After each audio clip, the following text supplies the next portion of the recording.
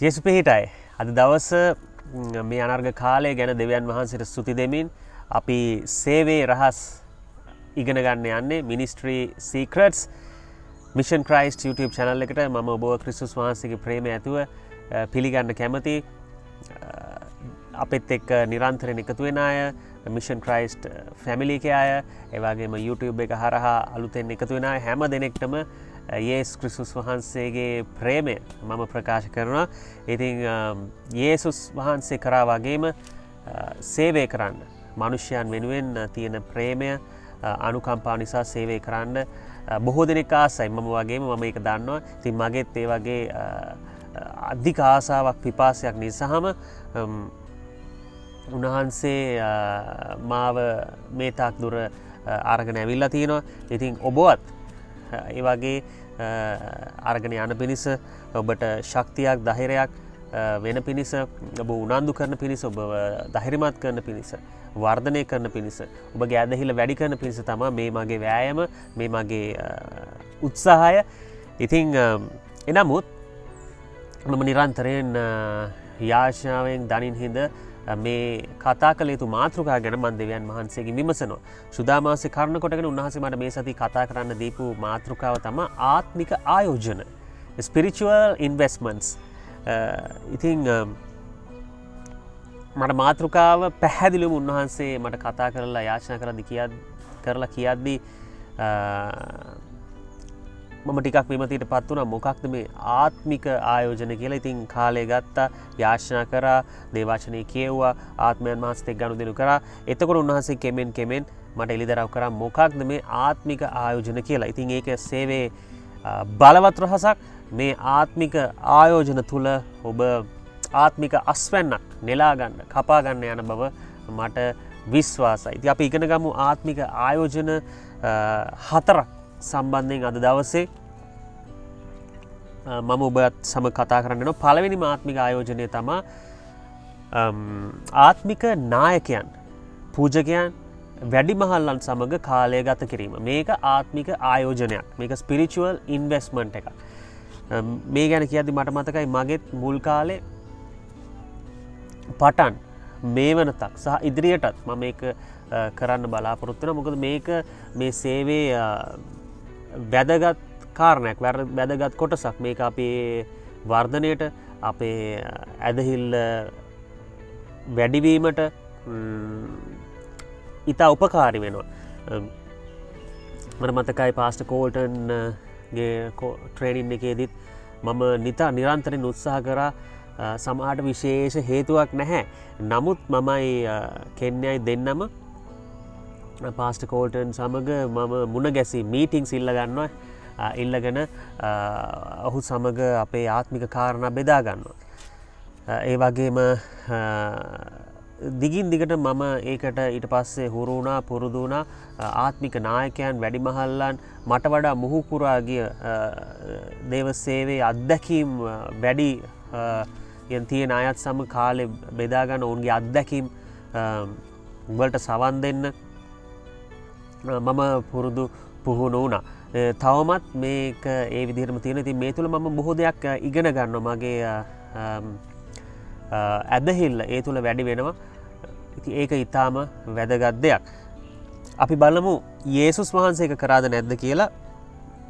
Luke දෙවනි පරිච්ඡේදයේ 46 වෙනි පදේ කියලා තියෙනවා. තවද 3 දවසකට පසු උන්වහන්සේ දේවමාලිගාවෙහි පණ්ඩිතයන් මැද වාඩි වී ඔවුන් කියන දේ අසමින්ද ඔවුන්ගෙන් ප්‍රශ්න විචාරමින්ද ඉන්නවා ඔවුහු දුටුවෝය.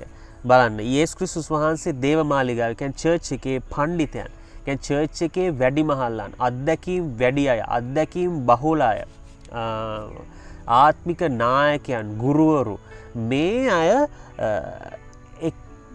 එකට ගැටුණා. ඒ අයත් එක්ක වාඩි වුණා, අයත් එක්ක කතා කරා, හිනා වුණා, කාලය ගත කරා. ඒ අය කියන දේවල් වලට සවන් දුන්නා, ඇහුම්කන් දුන්නා.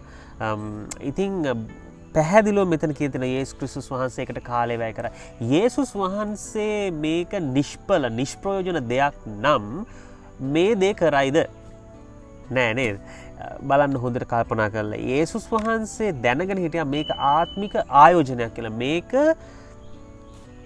ඉදිරියේදී යේසුස් වහන්සේට ප්‍රයෝජනවත් වෙන්න යනවා කියලා. ඒ වගේම මේ තුල දෙවියන් වහන්සේ ක්‍රියා කරනවා කියලා. අපි සමහරලා මේ කාලය ගත කිරීමේ සමහරලාට ඒ අත්දැකීම් තිබුණත් ඔවුන් අපිට වඩා වැඩි කාලයක් සේවය කරලා තිබුණත් ඊට වඩා ආත්මික දීමන අප තුළ තියෙන්න පුළුවන්. ඊට වඩා බලවත් සේවයක් අපට තියෙන්න පුළුවන්. නමුත් මෙතන යටහත්කම ඉතා වැදගත්. යේසුස් වහන්සේ එතන යටහත් වුණා. යටහත් වෙලා ගිහිල්ලා ඒ ආත්මික නායකයන් එක්ක වාඩි වෙලා ඇහුම්කන් දීලා ඔවුන්ගෙන් ප්‍රශ්න අසමින් ප්‍රශ්න විචාරමින් මේ හිටියලු. ඒ කියන්නේ ප්‍රශ්න අහනවා මේ දේ මෙහෙමද කොහොමද කියලා. යේසුස් වහන්සේ මොන අහන්න ඇද්ද? නමුත් බලන්න යේසුස් වහන්සේට දෙවියන් වහන්සේගේ එකම පුත්‍රයව නොදන්න දෙයක් නෑ. නමුත් යේසුස් වහන්සේ කාලය වැය කරා. යටහත් ඊට පස්සේ පදේ තියෙනවා උන්වහන්සේගේ බස් ඇසූ සියල්ලෝම උන්වහන්සේගේ නුවණ හා උත්තර ගැන විස්මිත වූහ. නමුත් බලන්න මේ ස්ටෙප් එකට මේ අදියරට ඇවිල්ලා තියෙන පළවෙනි අදියර කරාට පස්සේ, ඒ කියන්නේ යටහත්කමෙන් උන්වහන්සේ කාලය ගත කරාට පස්සේ ඕන් බලන්න යේසුස් වහන්සේ ප්‍රඥාවන්තයි. යේසුස් වහන්සේ පුදුම උත්තර දෙන්නේ. ඌට පුදුම ප්‍රඥාවක් තියෙනවා. ඌට මේ ගැන හොඳ දැනුමක් තේරුමක් තියෙනවා. ඔබගේ ඒ වගේ තමයි මේ ඔබගේ තියෙනා වූ දැනුම ආත්මික දීමන ඔබගේ ප්‍රඥාව එළියට එන්න ඔබ ඉස්සෙල්ලා යටහත් වෙන්න ඕන. එතකොට තමයි දෙවියන් වහන්සේ දේවල් එළියට එන්න සලස්වන්නේ. ඉතින් යේසුස් වහන්සේත් ඒ වගේ කාලේ වැය කරා ආත්මික ආයෝජන උන්වහන්සේ කරා. පළවෙනිම දේ මේ මං කිව්වා වැඩිමහල්ලන් එක්ක කාලය ගත කරා ප්‍රශ්න විචාරමින් ඔවුන් කියන දේ අහුම්කන් දෙමින්. ඉතින් මේ දේවල් වල උන්වහන්සේ ඉගෙන ගත්තා. ඉතින් මං කිව්වා මමත් ඒ කාලේ මේ දැනුත් පුරුදු වෙලා තිනවා. ඉතින් තවමත් ඒක පුරුද්දක් විදිහට මම කරගෙන යනවා. මම කාලය ගන්නවා මේ ආත්මික නායකයන්, වැඩිමහල්ලන්, පූජකයන්, දෙවියන් වහන්සේ පත් කරපු අය මේ ඇත් එක්ක කතා බහ කරන අඩුම එහෙම නැත්තම් මෙසේජ් කරන්න, ටෙක්ස්ට් කරන්න වෙන්න පුළුවන්. නැත්තම් කෝල් එකක් ගන්න, නැත්තම් ඔවුන් කියපු දෙයක් ගැන මෙනෙහි කරන්න, ඔවුන් මට උගන්වපු දෙයක් ඒවා ඒත් එක්ක කාලය ගත කරනවා. ඒක ආත්මික ආයෝජනයක්. මේක ඔබට උදව් උපකාර වෙන්න යන ඔබ සේවය කරන කෙනෙක් නම් ඉතින් නිරන්තරයෙන්ම ඔබ ඔබේ ශක්තියෙන් ඔබම තනියෙන් යන්න එපා. ඔබට මේ සහභාගීත්වය, ඒ අයත් සමග මේ ෆෙලෝෂිප් එක ඊටාම වැදගත්. ඒ ආයෝජන ඊටාම වැදගත්. ඒ තුල ඔබ අස්වෙන්න කපා ගන්න ආත්මික ඔබ දේවල් ලබා ගන්න. අපි යනවා දෙවැනි කාරණයට. ලූක 8 වෙනි පරිච්ඡේදයේ 40 සිට 55. ඉතින් මම මේකේ දිග්ග කතාවක් තියෙන නිසා මේක සම්පූර්ණයෙන් කියවන්න යන්නේ නැහැ. ඔබට මේක නිවාඩු පාඩුවේ කියවන්න පුළුවන්. ලූක් 8 වෙනි පරිච්ඡේදයේ 40 සිට 55 යායිරස්ගේ දුව මලවුන්ගෙන් නැගිටවීම සහ ස්ත්‍රියක් සුවපත් කිරීම ගැන තියෙන. මම කෙටියෙන් ඔබට මේක විස්තර කරන්නම්. මෙතන මේ යායිරස් එයාගේ දුව අසනීප වෙලා ඉන්නේ කියලා යේසුස් වහන්සේට බැහැ දකින්න එන්න, එයා රෝගාතුර වෙලා ඉන්නේ, මරණාසන්න වෙලා ඉන්නේ, යට යාචනා කරන්න එන්න කියලා කතා කරනවා. ඉතින් යේසුස් වහන්සේ ඒකට යන්න තීරණය කරනවා, යාචනා කරනවා. නමුත් මගදී තව ස්ත්‍රියක් රෝගීව ඉන්න යේසුස් වහන්සේට මුණ ගැසෙනවා. ඇය යේසුස් වහන්සේගේ සලුවට අත ගසලා ඒ ආනුභාවය තුල ඇය සුවය ලබනවා. ඉතින් මෙතනත් මේ අර රෝගියා බැහැදකින්න යන අතරතුරත් තව හාස්කමක් යේසුස් ක්‍රිස්තුස් වහන්සේ තුල, උන්වහන්සේගේ බලය තුල සිදු වෙනවා. ඊට පස්සේ යේසුස් වහන්සේ යායිරස්ගේ දුවගේ ගෙදරටත් යනවා. යායිරස්ගේ ගෙදරටත් යනවා. ඉතින් යායිරස්ගේ දුවත් සුව වෙනවා. එතනත් හාස්කමක් වෙනවා. ඉතින් බලන්න මෙතන දැන් දෙවැනි දේ තමයි මේ රෝගීන් බැහැදකීමට යෑම. Visiting people. පළවෙනි එක මම කිව්වා spending time with spiritual people, spiritual leaders and anointed people. පළවෙනි කාරණා. දෙවෙනි එක visiting people, visiting patients, visiting people who are sick. මේ රෝගීන්ව බැහැ දැකීමට යන්න යේසුස් වහන්සේ කාලය ගත්තා.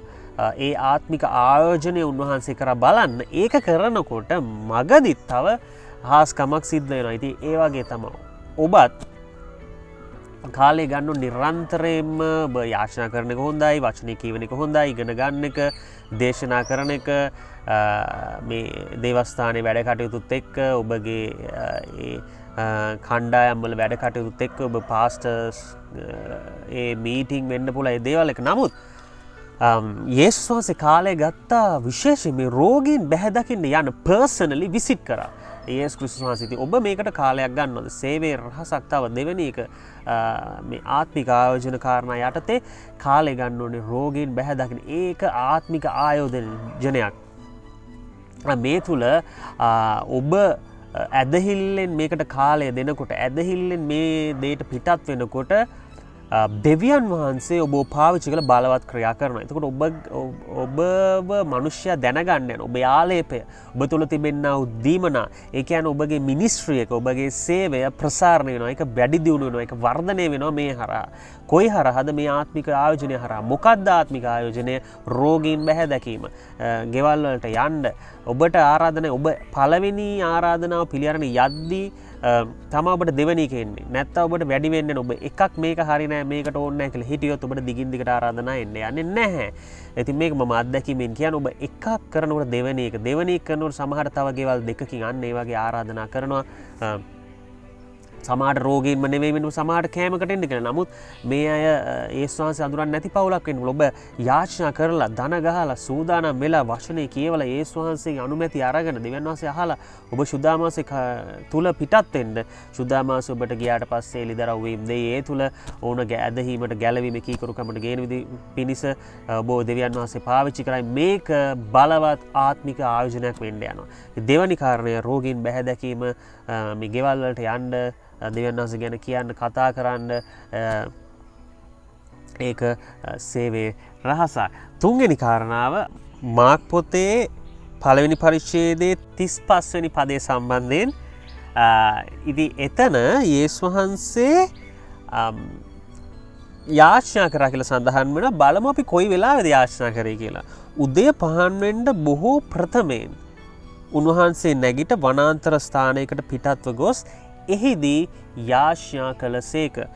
උදය පහන් වෙන්න බොහෝ ප්‍රථමයෙන්. බලන්න යේසුස් වහන්සේ යාචනා කළ දිනේ උදේ පහන් වෙන්න. ඒ කියන්නේ එළි වෙන්න ගොඩක් කලින් කියලා දින. ඉතින් අපි සමහරලාට එළි වෙලා යාචනා කරන්නත් කමෙල්. නමුත් උන්වහන්සේ එළි වෙන්නත් කලින් බොහෝ ප්‍රථමයෙන්. ඒ කියන්නේ කීයට විතර උන්වහන්සේ යාචනා කරන්න ඇද්ද? මම හිතන්නේ පාන්දර 3ට 2ට 4ට මෙවැනි කාලයක වෙන්න පුළුවන්.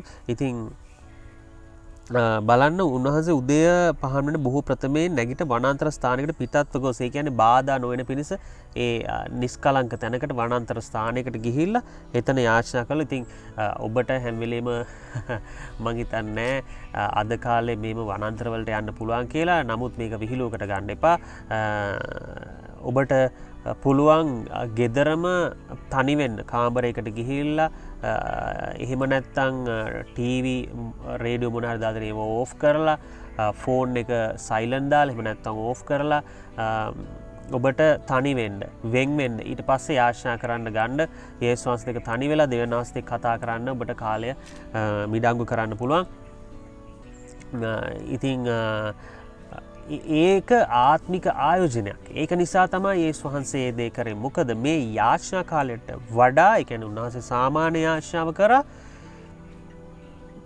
ඊට වඩා වැඩිපුර උන්වහන්සේ යාචනා කරා. ඇයි ඒක ආත්මික ආයෝජනයක් නිසා. ඉතින් මේක හරියට ඔබ ඉතුරු කරනවා වෙන්න පුළුවන්. නමුත් ඒ දේට වඩා වැඩි යමක් ඉතුරු කරොත් ඒක ඔබට පාඩුවක් වෙන්නේ නැහැ. ඒක අනාගතයේදී ඔබට උදව් වෙන්න යනවා. ඉතින් ඒ වගේ මේ ආත්මිකවත් ඔබ වැඩිපුර යාචනා කරොත්, ඔබ වැඩිපුර දේ වචනේ කියවොත්, ඒ වගේම මේ සාමාන්‍ය යාචනා කරන දේ වචනයට කියවනවට අමතරව තව ආත්මික පොත්පත් කියවුවොත්, ආත්මික දේශනාවලට ඔබ සවන් දුන්නොත්, දෙවියන් වහන්සේ පත් කරපු ආලේපලත් දාසයන්ගේ ආලේපලත් මනුෂ්‍යයන්ගේ ඒ නායකයන්ගේ දේශනාවට සවන් දුන්නොත්, ඔවුන්ගේ ඉගැන්වීම් වලට සවන් දුන්නොත්, ඔවුන්ගේ හොඳ පොත්පත් තියෙනවා ඒවා කියවොත්, ඒවා ස්ටඩි කරොත් මේක අපත යන්නේ නැහැ. මේක ආත්මික ආයෝජනයක් වෙන්න යනවා මේ ජීවිතේ. ඉතින් යේසුස් වහන්සේ ඒ වගේ අමතර කාලයක් දුන්නා. සාමාන්‍ය කාලයටත් අමතරව අමතර කාලයක් දුන්නා යාශ්නා කරන්න. ති ඒ වගේ ඔබටත් පුළුවන් ඒ වගේ අමතර කාලයක් දීලා මේ ආත්මික ආයෝජනය කරන්න ඒ තුළ ඔබ යම් දෙයක් ලබා ගන්න යනවා. ඔබ ශක්තිමත් වෙන්න යනවා, වර්ධනය වෙන්න යනවා, ඔබගේ ඇදහිල්ල වැඩි වෙන්න යනවා. මොකද මාත් මේ දේ කරනවා. මං දෙවියන් වහන්සේට ස්තුති කරනවා ඒ ආසාව පිපාසය මා තුළ තිබීම සම්බන්ධයෙන්.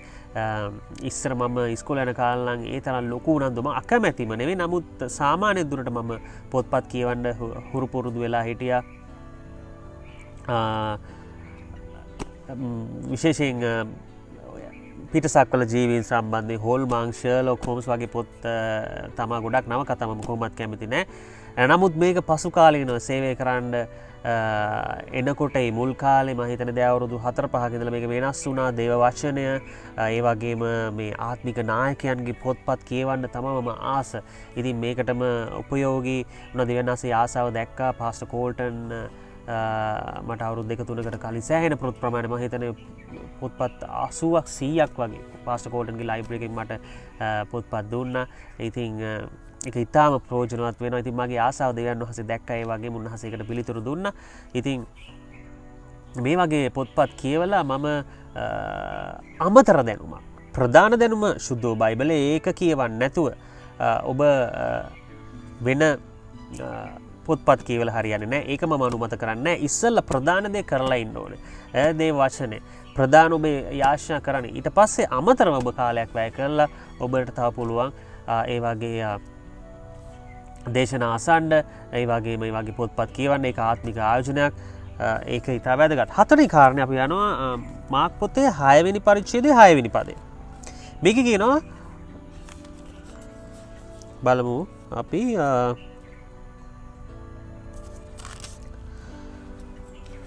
උන්වහන්සේ උගන්වමින් අබට ගම්වල ඇවිද්දසේක. ඊට කලින් 6 තියෙනවා මම ඒක අතෑරලා කියුවේ ඔවුන්ගේ විශ්වාසය නැතිකම ගැන උන්වහන්සේ මවිත උසෙක්. මේ යේසුස් වහන්සේගේම ගමේ හාස්කම් වැඩි සිද්ධ වුනේ නැහැ කියලා තියෙනවා. ඔවුන්ගේ ඇදහිල්ල නැතිකම නිසා, කියන විශ්වාසය නැතිකම නිසා. නමුත් උන්වහන්සේ උගන්වමින් අවට ගම්වල ඇවිද්දසේක. බලන්න උන්වහන්සේ මේ ඔවුන්ගේ ඇදහිල්ල නෑ, අහස්කම් සිද්ධ වුණේ නෑ, ඔවුන් මං කියන දේ වැඩිය තකන්නේ නෑ, මේ ගණන් ගන්නෑ මම කියලා. යේසුස් වහන්සේ එතන අඩිය පස්සට ගත්තේ නෑ. සේවය දුර්වල වෙන්න, බාල වෙන්න, සේවය නවතින්න හේතුවක් වෙන්න දුන්නේ නෑ ඒක. උන්වහන්සේ ආත්මික ආයෝජනයක් කරා. මොකද්ද කරේ? උන්වහන්සේ උගන්වමින්. උන්වහන්සේ මොනවා උගන්වන්නද නැද්ද? ඔබ හිතන්නේ දේව වචනය, දේව රාජ්‍ය රහස් ඒව උගන්වමින්, සුභාරංචි කියමින්. මොකද මම එහෙම මොනවා උගන්වන්නේ නැද්ද කියලා අද ගොඩක් දෙනෙක් උගන්වන්න හදනවා. ලෝකය ගැන, ලෝකේ කාරණා ගැන, රජය ගැන, ක්‍රීඩා ගැන, නැත්නම් ඕපාදූප ගම ගැන, තමන්ගේ වංශය ගැන, පෙළපත, තමන්ගේ ඉස්කෝලේ ගැන බොහෝ කාලේ නාස්ති කරනවා. ඉතින් අපිට අවශ්‍යයි සාමාන්‍ය දුරට කෙනෙක් දැන අඳුර ගන්න, අපිට කතා කරලා ඒ කතා බහ කිරීම අවශ්‍යයි. ඒක හොඳයි, ප්‍රේමය බෙදා ගන්න ඕන. නමුත් මේක ගොඩාක් දෙනෙක් ලිමිට් එක දන්නේ නැති. මගෙත් එහෙම කාලයක් තිබ්බා. එම නෑන මෙම කාලා තිබ. නමුත් මේ වචනය කියවල යාශ්නා දෙවියන් වහස ළංගෙන මන් දැනගත්තා ඒක නිෂ්පලයි. මේ කාලේ ඉතා වටිනවා. මේ කාලෙම නාස්ති කරන්න හොඳ නෑ. මේකේ මම ආයෝජනයක් කරන්න. මොකද්ද මම බීජ වපුරවන්න, මම සුභාරංචි කියන්න ඕනේ, යේසුස් වහන්සේගේ ප්‍රේම බෙදා ගන්න ඕනේ, සාක්ෂි දරන්න. උන්වහන්සේ මගේ ජීවිතේ කරපු දේවල් ගැන මම බෙදා ගන්න, මගේ අත්දැකීම් බෙදා ගන්න ඕනේ, ප්‍රේමය බෙදා ගන්න ඕනේ කියලෙවල්ලා. ඉතින් මම බොහෝ වෙලාවට නම ඉන්න කොහෙද මොනාද කරන්න කියන වගේ ප්‍රශ්න 1 2 3කින් ටක් ගාලා මම මාතෘකාව වෙනස් කරලා මම බොහෝ වෙලාවට උත්සාහ කරනවා යේසුස් වහන්සේ ගැන කතා කරන්න. මම මේ කරන්නා වූ සේවය ගැන, දෙවියන් වහන්සේගේ සුභාරංචිය ගැන, දේව වචනය, මගේ ජීවිතයේ සාක්ෂි, අන්න ඒ වගේ දේවල් බෙදා ගන්න මම උනන්දුනේ. ඉතින් ඒක මොකද ආයෝජනය, ඒක ආත්මික ආයෝජනය. ඒ තුළ ඒ අපි දාන්නා වූ බීජය තුළ ක්‍රියා කරන්න පුළුවන් දෙවියන් වහන්සේට. දෙවියන් වහන්සේ ක්‍රියා කරනවා පැහැදිලිව. සුදාමාසි ක්‍රියා කරන ඒ තුළ ඔවුන් ඇදහිමේ කීකරුකමට ඔවුන් දවසක දෙවියන් වහන්සේ අඳුරගන්න යනවා. ඒ ඔබ කියපු දේ උදව් වෙන්නේ නැති. ඒක නිසා ඒ ආත්මික ආයෝජනයක් ඉගැන්වීම, teaching and spreading the good news, sharing the love of Christ, sharing your testimony. ඔබේ සාක්ෂිය බෙදාගෙන යේසුස් වහන්සේ වගේ කරාලු උන්වහන්සේ ඇවිත් උගන්වමින් අපට ගම්වල ඇවිද්දා කියලා තියෙනවා. ඉතින් උන්වහන්සේ මීට කලින් අපි පදේ කියෙව්වා. ඔවුන් විශ්වාස කරේ නෑ උන්වහන්සේගේ හාස්කම් ඒක නිසා උන්නේ නෑ. ඒ වගේ දේ නමුත් උන්වහන්සේ පසුබට උන්නේ අධෛර්යමත් උන්නේ දිගින් දිගට මේ ගම්මානවල ඇවිද්දාලු සුභාරංචි කියමින් උගන්වමින්. ඉතින් හතරේ ආත්මික ආයෝජනය තමා ඉගැන්වීම දේ වචනය ඔබේ සාක්ෂි බෙදා ගැනීම. ඉති අද දවසේ ආත්මික ආයෝජන ගැන අපි කතා කරා කොටස් 4ක් අතරේ පළවෙනිම දේ ආත්මික නායකයන් වැඩිමහල්ලන් පූජකයන් ඔබට වඩා විශාල සේවයක් කළා වූ කරන්නව ඒ අයත් ඒ කාලේ ගත කරන ඔවුන් සමග අත්දැකීම් බෙදා ගන්න ඔවුන්ගෙන් ඒ දේවල් ලබා ගන්න ඒක ඉතා වැදගත්. දෙවැනි කාරණේ රෝගීන් බැහැදැකීමට යෑම විසිටින් මනුෂ්‍යයන් බැහැදැකීම යන ගෙවල් වලට යන්න ආරාධනා පිළිගන්න හැබැයි ආශ්‍යාවෙන් යුක්තව මේ දේ කරන්න. තුන්වෙනි දේ අමතර ආශ්‍යා කාලය අමතර ආත්මික කාලයක් ගන්න දේශනා අසන්න පොත්පත් කියවන්න ඒවා ලියා ගන්න ස්ටඩි කරන්න දේ වචනේ දේව රාජ්‍යයේ රහස් මෙවැනි දේශනාත් ඔබට අහන්න පුළුවන් මේවා අමතර දේවල්. හතර වෙනුව ඉගැන්වීම ඔබට පුළුවන් ඔබට අහුවෙන හැම වෙලාවකදීම ඔබට මිනිස්සෙක් හම්බුනාම අපිට බොහෝ අවස්ථා දවසට සාමාන්‍යයෙන් අනිවාර්යෙන් අලුත් කෙනෙක් මං හිතන්නේ අපේ ජීවිතේ එක දවසට එක්කෙනෙක් හම්බෙනාම ඒක නෑ කියන්න බෑ. ගෙදර හිටියත් සමහරලාට හම්බෙනවා. මොකද ගෙදෙට්ටම සමහරලාට එනවා ඇඩ්‍රස් එක අහගෙන එනවා. ලියුම් බෙදන්න එනවා. මාළු අරගෙන එනවා. එතකොට ඉලෙක්ට්‍රිසිටි බිල් එක, වෝටර් බිල් එක, ඒ වගේම මේ නොයෙකුත් කාරණා විවිධ කාරණා වල සමහර අය ගෙදෙට්ටම හොයාගෙන එනවා. පාර ළඟින් යනවා, ගේ ළඟින් යනවා. ඉතින් මේගොල්ලොන් අතාරින්න එපා. මේගොල්ලොන් අතහැරලා මම දෙවියන් වහන්සේ පෙන්නන ඒවා විතරයි කරන්නේ. මම චර්ච් එකේ විතරයි මම නැත්තම් මේ ප්‍රදේශේ එහෙම ඉන්න එපා. ඔබගේ පිපාසය ආසාව එනකොට ඔබ යාඥාවෙන් වචනේ කියවලා සූදානමින් ඉන්නකොට දෙවියන් වහන්සේ ඔබට මඟ පෙන්නන ඔබ බලවත් කරන ඔබ ආලේප කරන සුදාමාංශේ මඟ පෙන්නනවා. ඔබ එයාටත් කතා කරන්න සමාඩ සුභාරංචිය කියන එකම නෙමෙයි එකපාරට ගිහලා යේසුස් වහන්සේ ගැන කියන එකම නෙමෙයි ඔබ ප්‍රේමයේ ක්‍රියා මේක මාත් කෙන්නත් ගොඩක්ලාට කරන දෙයක් ප්‍රේමයේ ක්‍රියා. ඒ කියන්නේ acts of love. ප්‍රේමයේ ක්‍රිස්තුස් වහන්සේගේ බෙදා ගන්න ඒ තුල සුදාමාසි ක්‍රියා කළ ඔබට ඒක අවස්ථාවක් වෙනවා. ඒක අවස්ථාවක් බවට පෙරලෙනවා සුභාරංචි ඔබට බෙදා ගන්න. ඔබගේ සාක්ෂි බෙදා ගන්න. ඉතින් මම හිතනවා අද සේවයේ රහස් ටිකක් අපි වැඩිපුර වෙලාව ගත්තා. නමුත් වැඩිපුර වෙලාව ගැනීමත් මම කිව්වා ඒක ආත්මික ආයෝජනයක්. යේසුස් වහන්සේ වැඩිපුර වෙලාව ගත්තා. ඒ වගේ මම වැඩිපුර වෙලාව ගත්තා වෙනදාට වඩා. මොකද මේක ආත්මික ආයෝජනයක් වෙන නිසා ඔබේ ජීවිතේ ඔබේ සේවයේ ඔබට මේ තුල පළ දැරීමට ඔබගේ සේව වර්ධනය වීමට ඔබගේ ඇදහිල්ල වීම වැඩිවීමට උදව් වේයයි මම විශ්වාස කරනවා. ඔබගේ සේවයට වර්ධනය සඵලත්වය මම ප්‍රකාශ කරනවා යේසුස් වහන්සේගේ නාමයෙන්.